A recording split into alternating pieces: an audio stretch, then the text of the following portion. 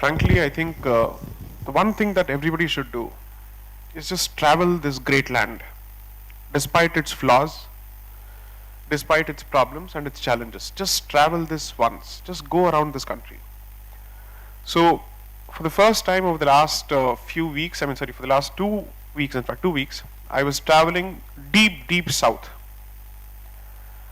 I was so amazed at the quality of people that I met, and especially Delhi being a war zone for all practical purposes. I was astounded at the simplicity, humility, honesty of people. It's not without reason that Tolstoy, despite his racist notions about Indians, effectively said that the gentlest of people are to be found in India, or were to be found in India, or are to be found in some places in India as on date. Don't get me wrong, I love Delhi for a different reason. This is a land of opportunities. I don't wish to be that usual Delhi basher, and I don't wish to sound ungrateful. This city has made me what I am, and so, as someone from the Supreme Court rightly said, so much of blood has spilt in this particular soil that has charged the atmosphere of this place, that anyone who commits himself to this place and works hard is bound to succeed in Delhi. This is the city of opportunities. Whatever you call it, I will defend Delhi to death. It has its problems, but this is a great place. I haven't seen a more cosmopolitan place. Someone with my complexion can practice in Delhi without the fear of being hounded out of that particular court. I can't say how many people from the north of this country can confidently practice in southern courts. I say this bluntly, knowing the profession.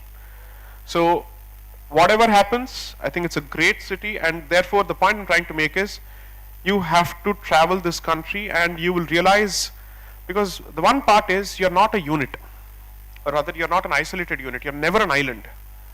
There is a part of this land's culture which is a part of your genetic makeup, whether you like it or not. And that you're bound to realize when you travel this land. So just do that, and the conclusions, surely I can't impose them on you. Whatever conclusions you come to, it's for you to draw. 2, emotion according to me is a weapon. It's like a dragon. And emotion, like temper, is best used when you know exactly how to release it and strategically employ it. You will never be angry, you'll never be scared of the person who always loses his temper. You're going to be shit scared of the fellow who's always calm, and someday he says, you know what, Para sar ke upar chad chuka hai, that's the end of it, I'm taking it. Let's see where this goes. Okay. So there is a popular saying in Tamil, it crudely translates to, if a sadhu loses his temper and he loses his shirt, so to speak, he will set the forest afire. Okay, so I think emotion is what defines India significantly. For an entire month, I was in America for a vacation. I was bored to death. Colorless, soundless, what a dull place. There is nobody honking at each other. There is nobody fighting with each other. I don't understand what is going on in that place. Atrocious. You miss India.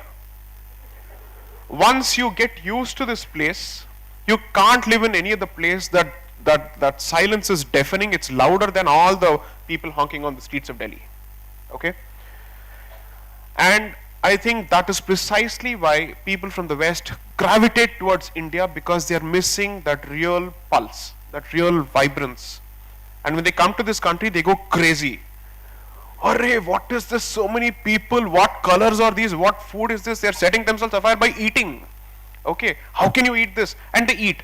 Andhra Bhavan, please go there. Peak time, it's the Westerners eating with their hands, whereas we are asking, bhaiya ek chammach de do. Okay. You are asking chammach for what? Rice, and chammach for dosa also. Okay. These guys are eating saying bindas, but you'll pay $5,000 to eat with your hands at ITC Bukhara. That's a different thing. Okay. So you have to really use emotion, but most importantly, what I'm trying to say is, even if it's a journey of self-discovery, I think it'll be an incomplete journey as long as you have not discovered this land. At a time like this, when the turmoil is almost reaching its charam seema, and perhaps in a few more days it will become even worse, all the more reason that you should read about this country. All the more reason that you should know what people are fighting for on both sides of the ideological spectrum. So if you thought that you could arm yourself with degrees, use this country as a launchpad and run away from this place, this problem will visit you in the greenest of pastures in California. It will visit you everywhere, because this issue will not leave. आपका पीछा ये तो छोड़ेगा ही नहीं, okay? Because it's part of your genetic makeup.